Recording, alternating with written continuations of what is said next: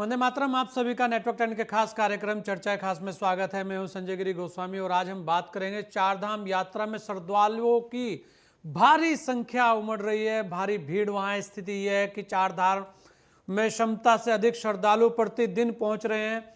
सरकार के तमाम प्रयासों के बावजूद यात्रियों की बढ़ती संख्या के सामने व्यवस्था प्रभावित हो रही है। वहीं सीएम पुष्कर सिंह धामी ने श्रद्धालुओं से अपील की है कि वे अपनी यात्रा तब शुरू करें जब उनके रहने दर्शन करने की व्यवस्था पहले ही सुनिश्चित हो जाए। उत्तराखंड की विश्व प्रसिद्ध चारधाम यात्रा 2022 से सुचारू रूप से चल रही है। 6 मई को केदारनाथ धाम के कपाट खुलने के बाद बड़ी तादाद में श्रद्धालु बाबा के दरबार पहुंच रहे हैं। ताजा आंकड़ों के मुताबिक 59,000 से ज्यादा श्रद्धालु बाबा केदार के दर्शन कर चुके हैं। वहीं बीते रोज भी 17,000 से ज्यादा श्रद्धालुओं ने बाबा के दर्शन कर मंगल कामना की। कोरोना महामारी की वजह से 2 साल बाद शुरू हुई ये चारधाम यात्रा अगर इस बार देखें तो भारी भीड़ इस बार हमारे धामों में पहुंच रही है। और ये सिर्फ 3 दिनों में केदारनाथ धाम पहुंचने वाले श्रद्धालुओं का आंकड़ा अगर आप देखें तो लगभग 60,000 पहुंच गया है। और अभी एक बात और है कि यहाँ पर विदेशी श्रद्धालुओं ने अभी तक चारधाम यात्रा के लिए केदारनाथ का रुख नहीं किया है। वहीं गंगोत्री और यमुनोत्री धाम के कपाट खुलने के 5 दिनों के भीतर 50,000 से ज्यादा श्रद्धालुओं ने मां गंगा व यमुना के दर्शन किए हैं। दूसरी तरफ अगर हम देखें जिस तरीके की व्यवस्थाएं हैं, क्योंकि भीड़ अचानक बढ़ गई है तो ऐसे में सवाल भी बहुत सारे हैं। उसके अलावा उसके इतर एक तरफ और देखें तो वहां पर बद्री केदार समिति पर भ्रष्टाचार से संबंधित कुछ आरोप भी लगे हैं। ये भी एक सवाल वहां लगातार चल रहा है। तो ऐसे में बहुत सारी चीजें हैं, क्योंकि ऐसा कहा जाता है कि पर्यटन उत्तराखंड की रीढ़ है और वर्तमान में जो चारधाम यात्रा है इसे लेकर बहुत दिनों से वहां पर जो हमारे लोग हैं, व्यापारी हैं, उनको इंतजार था। और इस बार खुशी इस बात की है कि श्रद्धालु जमकर आ रहे हैं, भीड़ जमकर हो रही है, बशर्ते कि व्यवस्थाएं और दुरुस्त हो जाएं। और आज इसी पर हमारे साथ सभी खास मेहमान जुड़ चुके हैं। हमारे साथ विनय गोयल जी हैं, प्रवक्ता हैं भारतीय जनता पार्टी के। हमारे साथ राजीव महर्षि जी हैं जो प्रदेश मीडिया प्रभारी हैं कांग्रेस पार्टी के। और हमारे साथ वरिष्ठ पत्रकार अरुण शर्मा जी हैं। आप सभी लोगों का बहुत बहुत स्वागत है।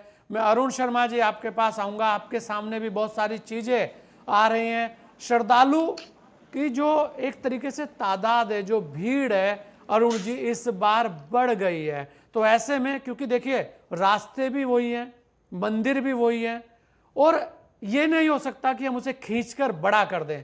तो ऐसे में क्या किया जाए कि व्यवस्थाएं सुचारू रूप से चलें?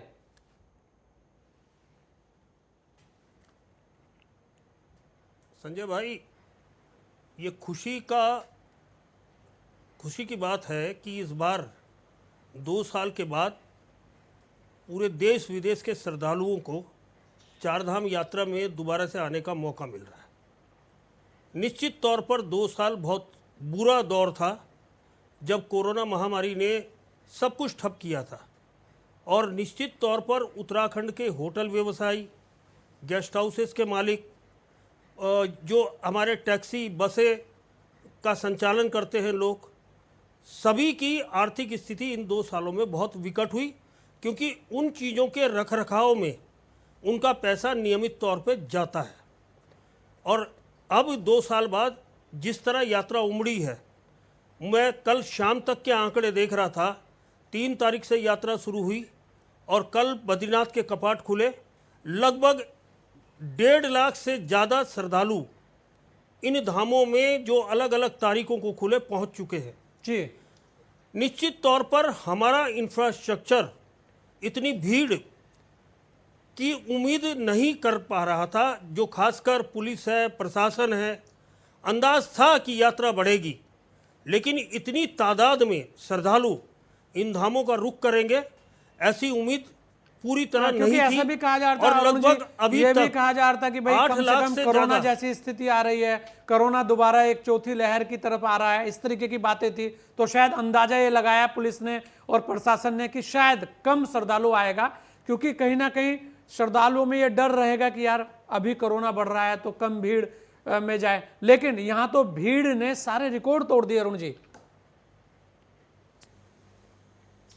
निश्चित तौर पर अभी और तोड़ेंगे, क्योंकि थोड़े दिन बाद ही स्कूलों की छुट्टियां होने वाली है, तो छुट्टियों में ये तादाद और ज़्यादा बढ़ेगी। इस चीज़ को भी हमें ध्यान रखना होगा कि अभी कोरोना गया नहीं है, कोरोना की लहर दोबारा से देश के कई भागों में आ रही है। और जैसे आप और हम समाचार जगत से जुड़े हुए लोग हैं, हमें पता है कि चीन के कई शहरों में दोबारा से लॉकडाउन हो गया है। तो ये संजय भाई दो चीज़ें हैं, पहली चीज़ कोरोना से बचना और दूसरी चीज़ यात्रा को सुचारू रखना। अब जहाँ तक सवाल पुलिस प्रशासन का है, कोशिश की जा रही है। निश्चित तौर पर पिछले कुछ सालों में इंफ्रास्ट्रक्चर बहुत तेज़ी से बढ़ा है, लेकिन जितनी बड़ी तादाद में श्रद्धालु इन धामों का रुख कर रहे हैं, उसको देखते वो इंफ्रास्ट्रक्चर नाकाफ़ी है। और अभी तो पता लगेगा कि लोग खुले में भी सोएंगे। जैसे हरिद्वार है, ऋषिकेश है, जहाँ से यात्रा शुरू होती है, वहाँ हमने जब यात्रा चरम पे होती है तो सड़कों पे भी लोगों को सोते हुए देखा है, जब उन्हें जगह नहीं मिलती। तो वो दिन भी अब आने वाले हैं, क्योंकि छुट्टियां होने वाली है। अधिकांश जगह देश में स्कूल बंद हो जाएंगे, और जैसे कि जिन देशों में गर्मी बहुत पड़ती है, उन देशों के विदेशी पर्यटक भी इन धामों का रुख करते हैं। हम बहुत देखते हैं नहीं लगता श्रद्धालु अरुण भाई विदेशों से। माफी चाहूंगा, आपको रोक रहा हूं। अरुण भाई, आपको नहीं लगता कि अब वो समय आ गया है मंथन करने का? हाँ। कि जो बद्री केदार समिति है उसे भी सोचना चाहिए कि भाई अब जो है ये एक अच्छे संकेत है उत्तराखंड के लिए, जो लोगों को आना है ये एक बहुत बड़ा और शुभ संकेत है कि लोग इतनी तादाद में आ रहे हैं। ये व्यापारियों के लिए सुखद बात है, हमारे जो पर्यटन के लिए जो स्थितियां उसके लिए सुखद है। और ऐसे में अभी टूरिस्ट और बढ़ेगा जैसे आप बता रहे हैं, और यहाँ तो उल्टा हो रहा है। आप देखें अरुण भाई, अभी भी वहाँ पर नियुक्तियों को लेकर या और भी बहुत सारी चीज़ों को लेकर आरोप प्रत्यारोप चले, तो उसके लिए भी कहीं ना कहीं सरकार को सोचना होगा। क्योंकि जिस तरीके से इस बार मुख्यमंत्री पुष्कर धामी जी ने जीरो टॉलरेंस उस पर डंडा चलाया है और बहुत सारी चीज़ों में सख्त अपने एक निर्देश दिए हैं, तो कहीं ना कहीं अब उस पर भी अब मंथन होना चाहिए। अरुण जी। बिल्कुल बिल्कुल संजय भाई, बिल्कुल मैं आपसे सहमत हूँ कि बहुत सारी चीज़ों पे मंथन करने की ज़रूरत है। बद्री केदार मंदिर समिति की व्यवस्थाओं को सुधारने की भी ज़रूरत है। ये निश्चित तौर पर इनका काम यात्रा को संचालन करना होता है, मंदिरों की व्यवस्था और जो इनके पास गेस्ट हाउसेज हैं उनकी व्यवस्था करना होता है। लेकिन यात्रा के केवल मंदिर के दर्शन तक जो श्रद्धालुओं का है वो बद्रीनाथ केदार मंदिर समिति के लोगों की जिम्मेदारी है। लेकिन अधिकांश यात्रा का जो लोड है वो दूसरे होटल और धर्मशालाएं संभालते हैं। अगर वहाँ ऐसी पवित्र जगह में ही आरोप लगते हैं गड़बड़ी के, तो निश्चित तौर पर ये विचारणीय विषय है। बिल्कुल भाई, इस पर विचार होना भी चाहिए। राजीव महर्षि जी भी हमारे साथ हैं, बड़े सीनियर प्रवक्ता हैं। राजीव जी, बड़े दिनों बाद एक तो आप आए हैं, बड़े दिनों बाद मिले हैं, तो आज बहुत सारी चीज़ें हैं और बहुत सारी बातें आपसे होनी है। और विनय गोयल जी एकदम अपना तैयारी करे हुए हैं कि आप कुछ बोलें और वो तुरंत एकदम उसका जवाब भी दें। तो राजीव भाई देखिए, सवाल आपके सामने है। एक तो यात्रा कैसे सुचारू रूप से चले, और अब जिस तरीके से पक्ष विपक्ष सबको मिलकर कहीं ना कहीं सोचना होगा कि जो पर्यटन हमारी रीढ़ है वो पर्यटन बढ़ने की ओर है। तो ऐसे में सबसे ज़्यादा जो चीज़ें हैं, जो सुधार हैं, वो यही होने चाहिए, क्योंकि यही एक हमारे लिए बहुत महत्वपूर्ण चीज़ है जो हर साल होती है। और हर साल आप ये मान के चलिए कि लगातार चलती रहती है। 2-3 महीने का अगर हम पीरियड जो है छोड़ दें तो 9 महीने हमारे पास पर्यटक रहता है। तो बहुत सारी चीज़ें इसके सामने हैं, और कुछ चीज़ें ऐसी भी हैं जो आरोप प्रत्यारोप है, उनकी भी जांच होनी चाहिए। राजीव जी, क्या कहेंगे आप, और क्या एक इसमें सलाह भी देंगे कि जिससे कि जो लोग आएँ वो वास्तव में तृप्त होके जाएं और अगली बार दोबारा आएँ? जी देखिए, सबसे पहले तो मैं ये कहना चाहता हूँ, जो आपने कहा कि पर्यटन इस प्रदेश की रीढ़ है, निश्चित तौर पर कोई इसमें शक और शुबा नहीं है कि पर्यटन हमारे उत्तराखंड प्रदेश की रीढ़ है। उत्तराखंड राज्य की तमाम जो स्थिति है, जो यहाँ के लोगों का रोजगार है और तमाम चीजें पर्यटन पर निर्भर करती हैं। और मैं आपको ये कहना चाहता हूँ, अभी जैसा कि आपने कहा कि आपने कहा था कि जो पर्यटक है वो इतनी बड़ी तादाद में आ जाएंगे, ऐसा सरकार को अंदाजा नहीं था। देखिए निश्चित तौर पर इसका अंदाजा होना चाहिए था, क्योंकि 2 साल के बाद ये यात्रा सुचारू रूप से की जा रही है, और यदि ये सुचारू रूप से की जा रही है तो इसका पूरा अंदाजा इस सरकार को होना चाहिए था कि हमें कितने बड़े पैमाने पर इसकी तैयारी करनी है। और मैं आपको ये इसके साथ ये कहना चाहता हूं, यदि आप विभिन्न क्षेत्रों की बात करें, आज उस पूरे हाईवे पर स्वास्थ्य सेवाओं की जरूरत है, एम्बुलेंसेस की जरूरत है, जगह जगह टेस्ट और जगह जगह चेकिंग की, चेकअप की जो है व्यवस्था होनी चाहिए।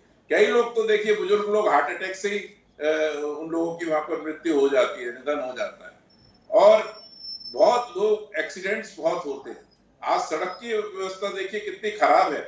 आज चट्टाने सड़क पर टूट टूट कर गिर रही हैं। आप तमाम सोशल मीडिया खंगाल लीजिए, उत्तराखंड के जितने पोर्टल्स हैं, आपको ज्यादातर पर यदि वहां की तस्वीर दिखाई देगी तो आपको पता चलेगा कि चट्टाने सड़कों के बीचों बीच पड़ी हैं।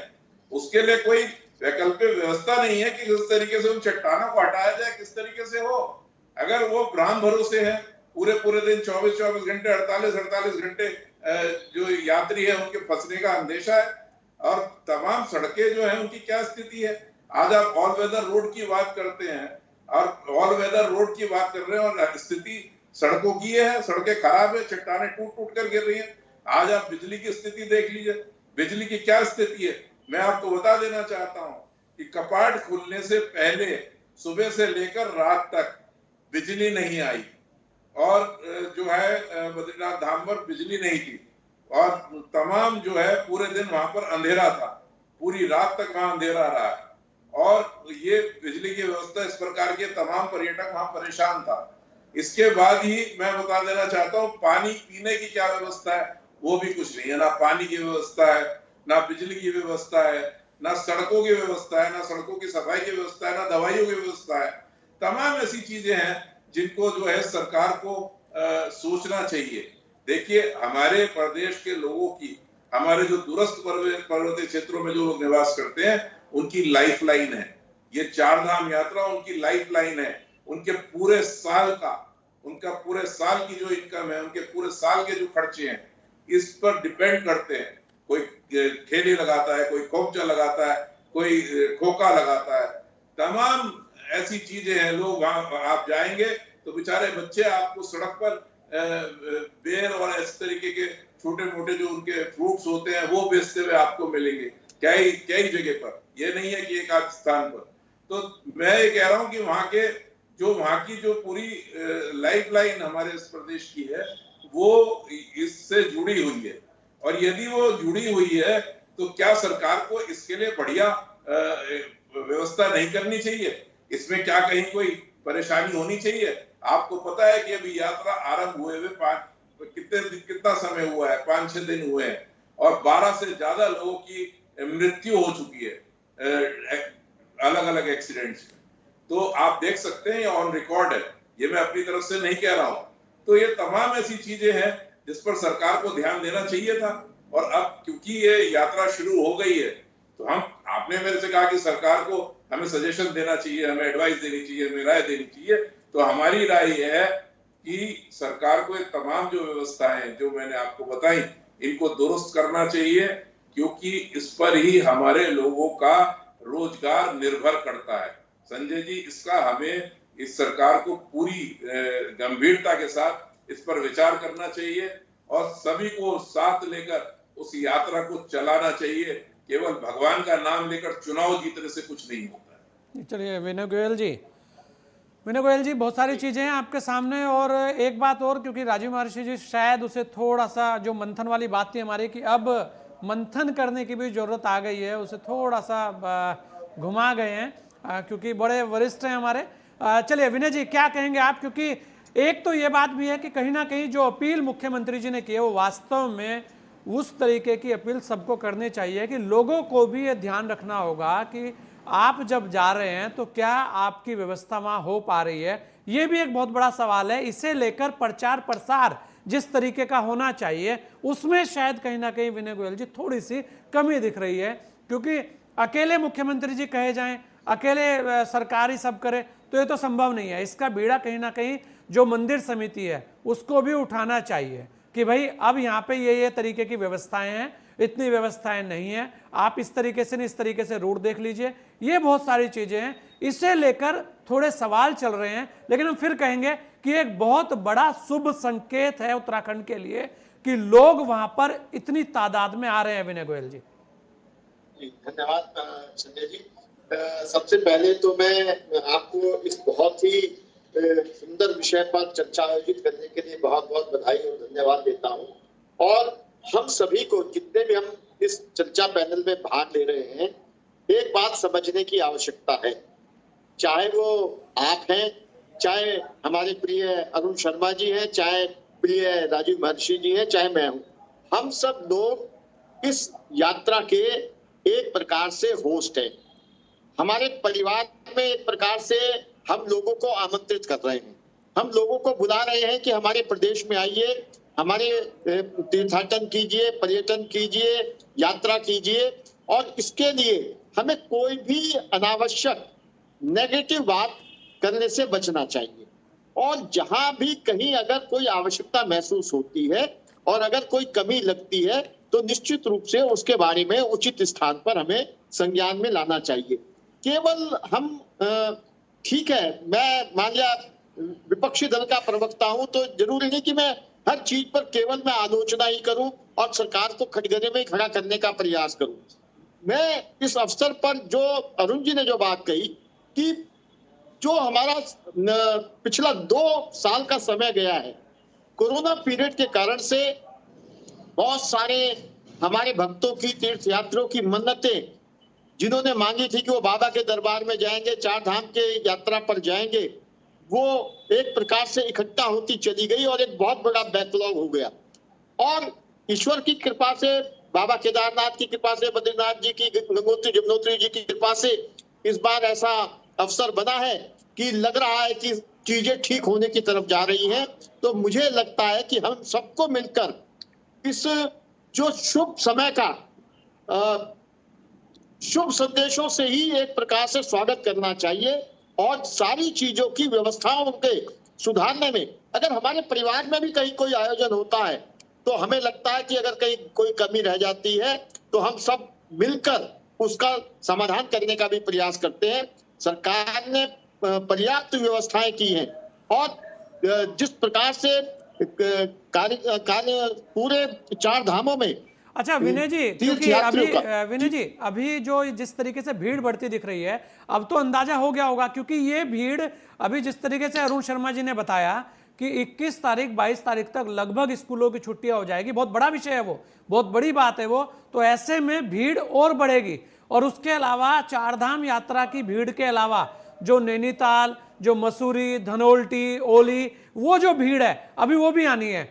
तो ये एक बहुत बड़ा जो चैलेंज है वो भी सामने है। और उसके अलावा कुछ बातें ऐसी भी आ रही थी विनय जी कि जो पुलिस व्यवहार है उससे लेकर भी चिंता जताई गई है, उस पर भी काम होना है। जी नहीं, देखिए, मैंने अपने प्रदेश के पुलिस महानिदेशक अशोक कुमार जी की कई बाइट्स सुनी है, कई उनके संदेश सुने हैं, उनके निर्देश मैंने समाचार पत्रों में पढ़े हैं कि हमारे सभी पुलिसकर्मी और सभी विभागों के कर्मी जो है अतिथि देवो भव के हिसाब से काम करें, हम सभी के सहायक बने, उनकी यात्रा को सुगम बनाने में, यादगार बनाने में सहयोगी बने। और उनके लिए ही हम सब ये व्यवस्थाएं कर रहे हैं तो उनको किसी प्रकार का कष्ट ना हो। लेकिन कई बार क्योंकि कई बार जो तीर्थ यात्री होता है, कई बार उसकी ओर से भी अनुशासनहीनता हो जाती है, जिसके कारण से सारी व्यवस्थाएं चरमराने लगती हैं। तो इस सारे शासन प्रशासन का काम उनसे निवेदन अनुनय विनय करके सारी व्यवस्थाओं को चुस्त दुरुस्त करने का रहता है। तो मुझे लगता है कि ये 2 तरफा है। जहां एक और पुलिस प्रशासन अपना दायित्व निभा रहा है, वहीं जो आने वाले लोग हैं उन्हें भी उसी भाव से उनके निर्देशों को मानना चाहिए। जो अनुशासन तय किया गया है उसका पालन करना चाहिए। वो हम सभी के और उन्हीं के हित में भी है। बिल्कुल, और ये जरूरी भी है। राजीव महर्षि जी, यहाँ एक बात बड़ी महत्वपूर्ण है जो शायद आप अच्छे से बता पाएं, क्योंकि ये कहा जाता है 4 धाम यात्रा, 4 धाम यात्रा में हम केदारनाथ, बद्रीनाथ, गंगोत्री, यमुनोत्री पर सिमट जाते हैं। उसके अलावा इतने सारे हमारे पास मंदिर है, इतना सारा खजाना है हमारे पास कि हम लोगों को उस ओर डाइवर्ट नहीं कर पाते कि भाई आप चलिए बद्रीनाथ आए हैं और आज यहाँ पे बहुत ज़्यादा भीड़ है तो बराबर में आप एक और मंदिर है वहाँ पे चले जाइए, अगर आप केदारनाथ जा रहे हैं तो मधमहेश्वर चले जाइए, तुंगनाथ चले जाइए। ये जो एक कमी बनी आ रही है, आप ये देखें, ये शुरू से लेकर और आज तक, देखिए इसमें सरकारों को कहें कि हम सरकारों का ही दोष है तो ऐसा तो नहीं है। यहाँ पे बहुत सारी चीज़ें बना रखी हैं, बहुत सारे अध्यक्ष बनाए जाते हैं, एक इतनी बड़ी मंदिर समिति है, उसके अलावा और बहुत सारे डिपार्टमेंट है, पर्यटन फिर एक अलग से डिपार्टमेंट है, फिर धर्मस्व है, बहुत सारी चीज़ें हैं।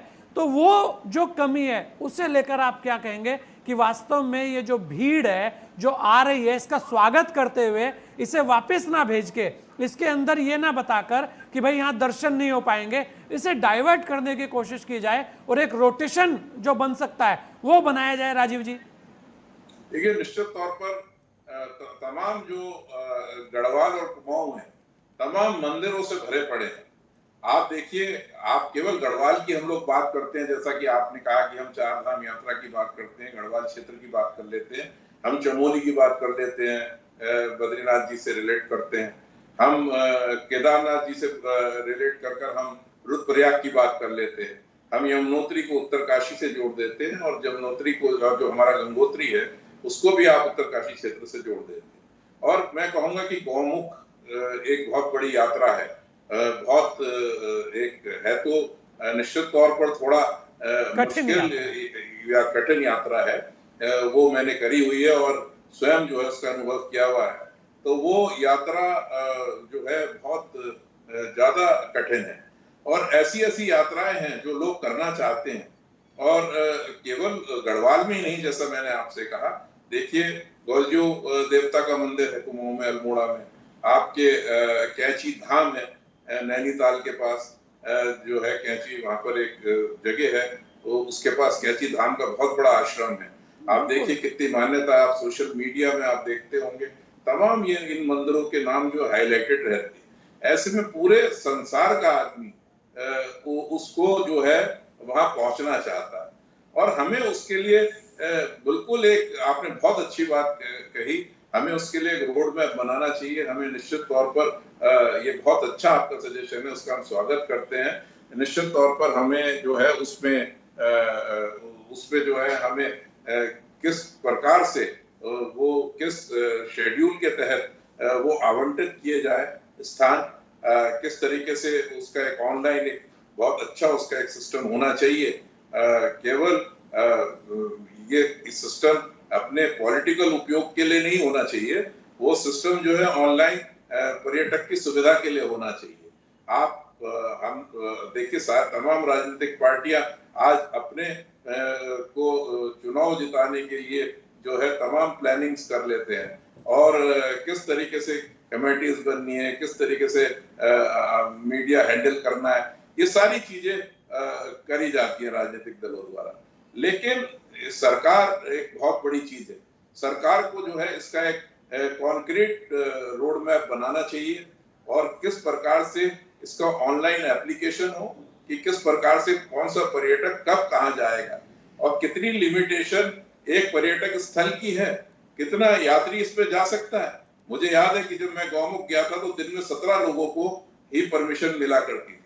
तब माननीय नारायण दत्त तिवारी जी की सरकार थी, केवल 17 लोगों को परमिशन मिलती थी उस स्थान पर जाने की, 17 से ज्यादा उसकी संख्या नहीं होती थी। ये बात मैं आज से लगभग 15-16 साल पहले की कर रहा हूँ। तो ऐसा एक निश्चित तौर पर एक प्लानिंग होनी चाहिए। ये नहीं है कि यात्री परेशान हो, रास्ते में उसे खाने पीने की सुविधाओं का भी अभाव मिले, उसे स्वास्थ्य सुविधाओं का भी अभाव मिले। पहले तो ये सुविधाएं बहुत इंपॉर्टेंट है कि ये महत्वपूर्ण है कि ये की जाए और जब ये सुविधाएं जनता को दी जानी है, पर्यटकों को दी जानी है, तो उसको कैसे मेंटेन करना है वो उससे भी ज्यादा महत्वपूर्ण हो जाता है। और उसके बाद जो है मेरा तमाम ये मानना है कि इसकी एक निश्चित तौर पर एक प्रॉपर प्लानिंग होनी चाहिए और जो यात्री हैं उन्हें ऑनलाइन एप्लीकेशंस के माध्यम से आना चाहिए और उनका स्वागत होना चाहिए, क्योंकि देखिए समय भी अच्छा खासा है यात्रा का, ऐसा नहीं है कि समय कम रहता है। तो ये तमाम चीजें जो हैं हम लोग मैनेज कर सकते हैं, क्योंकि फिर मैं वो बात रिपीट करूंगा क्योंकि अल्टीमेटली जो पर्यटन व्यवसाय है वो हमारी रीढ़ की हड्डी है और वो हमारी लाइफलाइन है। उस पे हमें एक प्रॉपर प्लानिंग की बहुत ज्यादा सख्त आवश्यकता है। और मैं समझता हूँ कि मैं सरकार से निवेदन करना चाहता हूँ कि ये उचित समय है कि वो इस कदम को उठाएं और अभी भी जो चीजें दुरुस्त नहीं है उनको दुरुस्त करने का प्रयास करें। और बिल्कुल ये राजीव भाई बहुत बड़ी बात है कि ये पर्यटन की रीढ़ है और इतना बड़ा श्रद्धालु हमारे पास आ रहा है। अरुण भाई 2 मिनट में अपनी बात रखिएगा क्योंकि समय कम है। अरुण भाई जो एक ढर्रा चल रहा है, आप देखेंगे लगातार जब से उत्तराखंड बना एक ढर्रा चल रहा है, ऐसे होगा बस ऐसे आ जाएंगे, ऐसे चल रहा है, ये लोग आएंगे ऐसे चले जाएंगे, एक चलता जा रहा है बस 4 धाम यात्रा है जी, वो तो ऐसे किया जी, वो तो कम खर्च करते हैं जी, कोई कहेगा वो ज़्यादा खर्च करते हैं जी, कोई कहता है कि उसका हमें कोई लाभ नहीं है जी, ऐसी बहुत सारी चीज़ें चलती आ रही हैं। लेकिन आप देखें कि जो लोग आ रहे हैं हमारे पास, अगर हम एक प्योर एकदम हम मंदिरों के लिए और जितने हमारे मंदिर हैं, जितने हमारे टूरिस्ट प्लेस हैं, केवल उनके लिए कुछ ऐसी व्यवस्था बनाएं कि हम सर्किट बना के सबको एक दूसरे से जोड़ दें। और जो राजीव जी ने एक बात कही है कि ऑनलाइन उन लोगों के सामने आ जाए तस्वीर कि भाई अगर हम तुंगनाथ जाते हैं तो 100 लोग वहाँ रुक सकते हैं। इस तरीके से अगर हम मध्य महेश्वर जाते हैं तो 16 किलोमीटर हमें चलना पड़ेगा और वहाँ पर 500 लोग रुक सकते हैं। अगर ये व्यवस्थाएं हैं तो पूरा साल रहता है हमारे पास। तो कहीं ना कहीं इस पर फोकस करना होगा अरुण भाई, कहीं ना कहीं जो पुराने ढर रहा है उससे अलग हटकर अब तो कुछ नया सोचना होगा।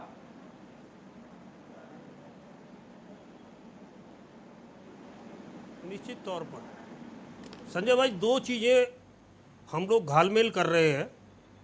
पहली चीज तो है 4 धाम यात्रा जी। 4 धाम यात्रा बिल्कुल अलग विषय है, वो श्रद्धालु आएंगे। और दूसरी चीज़ जो आप मसूरी, कौसानी, नैनीताल की बात बता रहे हैं, यहाँ पर्यटक आते हैं जिनको मौज मस्ती करनी है, जिनको साइट सीन देखने हैं, सब अलग है। ये आपने सही बात कही कि हम उसमें तुंगनाथ, मधमेश्वर, ये सब चीज़ें जोड़ सकते हैं, आदि बद्री जोड़ सकते हैं, बद्रीनाथ की यात्रा का पूरा 7 बद्री है, वो अलग सर्किट हो सकता है। प्रयाग हमारे यहाँ 5 प्रयाग हैं, उनका अलग सर्किट हो सकता है। लेकिन जिस आदमी को 4 धाम जाना है या 2 धाम जाना है या 1 धाम जाना है, वो तो वहीं जाएगा। एक बात। दूसरी चीज़, ये यात्रा जो है ये कांग्रेस की या भाजपा की नहीं है, ये इस प्रदेश की, सही कह रहे थे राजीव भाई, बिल्कुल सही कह रहे थे, ये इस प्रदेश के व्यवसाय की रीढ़ है जी। हमारी आर्थिकी से जुड़ी है यात्रा।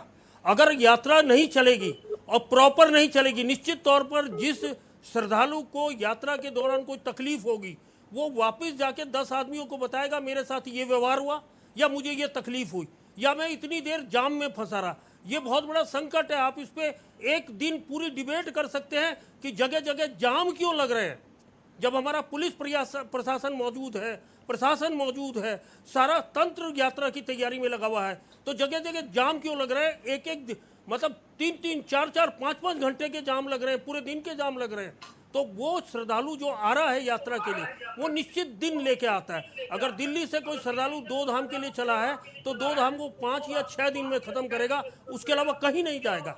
तो ये सब चीजें सोचनी होंगी, इस व्यवस्था को सुचारू करना होगा। और एक बात मैं बिल्कुल मुख्यमंत्री की बात से सहमत हूँ कि जिसकी ठहरने की व्यवस्था हुई हो वही यहाँ आए, क्योंकि अब हम अगर सड़कों पे लोगों को सोते हुए देखेंगे तो हम लोगों को भी अच्छा नहीं लगेगा। नहीं बिल्कुल, तो ये अरुण भाई बहुत बड़ी बात है। इन चीजों को, पर्यटकों को और श्रद्धालुओं को अलग करना पड़ेगा जी। नहीं बिल्कुल, वो तो आएंगे ही। और ये भी है कि ये दोनों को अलग किया जाएगा, लेकिन अलग के साथ साथ क्योंकि समय दोनों का एक जैसा है, जो पर्यटक हैं उसके पास भी ये मई और जून बचता है और ऐसे ही जो यात्रा है वो भी यही है। चलिए, फिर भी आपने एक बहुत बड़ी बात की कि जाम क्यों लग रहा है। विनय जी जल्दी से अपनी बात को रखिए क्योंकि समय बड़ा कम है और ये बहुत महत्वपूर्ण है कि ये हमारी आर्थिकी से जुड़ा मामला है, इस पर सबसे गंभीर विचार और मंथन होना चाहिए।